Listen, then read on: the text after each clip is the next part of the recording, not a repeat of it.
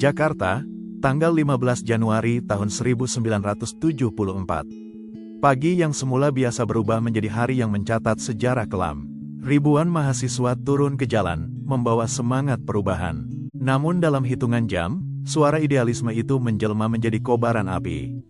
Hari itu, tercatat dalam sejarah sebagai malapetaka tanggal 15 Januari tahun 1974, atau singkatnya, Malari. Awal dekade 1970-an, Indonesia dipimpin Soeharto dengan jargon pembangunan dan stabilitas. Untuk mengejar pertumbuhan ekonomi, modal asing, terutama dari Jepang, diberi pintu lebar. Mobil-mobil Jepang membanjiri jalanan. Perusahaan asing menguasai proyek-proyek besar. Bagi rakyat kecil, ini menghadirkan kecemburuan. Bagi mahasiswa, ini tanda bahaya, bangsa yang baru saja merdeka kembali jatuh dalam cengkeraman modal asing. Mahasiswa percaya, pembangunan seharusnya berpihak pada rakyat, bukan pada segelintir elit. Mereka menyoroti praktek korupsi, kolusi, dan gaya hidup mewah keluarga pejabat. Diskusi-diskusi di kampus memanas. Pamflet disebar, poster ditempel. Gerakan mahasiswa bersatu dalam satu tuntutan. Bersihkan korupsi, hentikan ketergantungan pada asing. Namun Malari bukan hanya tentang mahasiswa. Di balik layar, perebutan pengaruh di tubuh militer semakin tajam. Jenderal Sumitro, yang dikenal dekat dengan mahasiswa, dianggap gagal meredam gejolak. Sementara kelompok Jenderal Ali Murtopo justru ingin menyingkirkannya. Bagi penguasa, Malari bukan sekadar protes, tetapi kesempatan untuk mengatur ulang peta kekuasaan.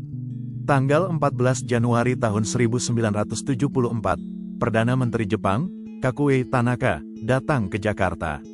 Kedatangannya dianggap simbol modal asing yang mencengkeram Indonesia.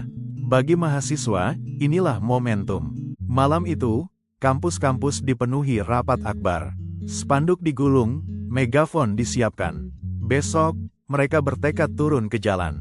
Tanggal 15 Januari tahun 1974, ribuan mahasiswa turun ke jalan. Mereka berteriak lantang, ganyang korupsi, tolak modal asing. Awalnya, suasana penuh semangat. Orasi bergema, barisan rapi, tujuan jelas. Namun semakin siang, kerumunan bertambah. Tak hanya mahasiswa, tapi massa lain ikut turun. Situasi mulai tak terkendali. Sore itu, Jakarta meledak. Mobil-mobil Jepang dibakar, pertokoan dijarah. Api melahap jalan-jalan utama. Tentara menembakkan gas air mata, suara tembakan peringatan menggema. Namun massa makin beringas. Hari itu, lebih dari 100 mobil hangus, puluhan gedung rusak, dan 11 nyawa melayang. Malam menjelang, Jakarta lumpuh.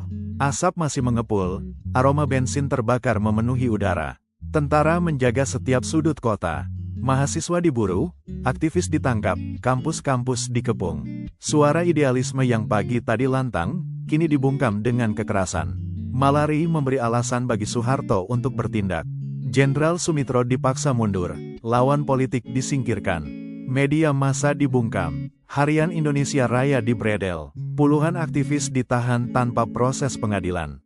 Sejak saat itu, Orde Baru semakin keras. Demokrasi ditutup rapat. Kritik dibungkam. Malari bukan sekadar kerusuhan mahasiswa. Ia adalah persimpangan sejarah, di mana harapan bertemu dengan kerasnya politik kekuasaan. Sejak Malari, Orde Baru berubah arah, lebih represif, lebih tertutup. Namun Malari juga menyisakan pelajaran, bahwa suara rakyat tak pernah bisa dipadamkan selamanya.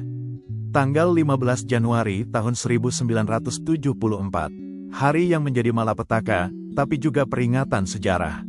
Bahwa kekuasaan tanpa kontrol, selalu berujung pada bencana.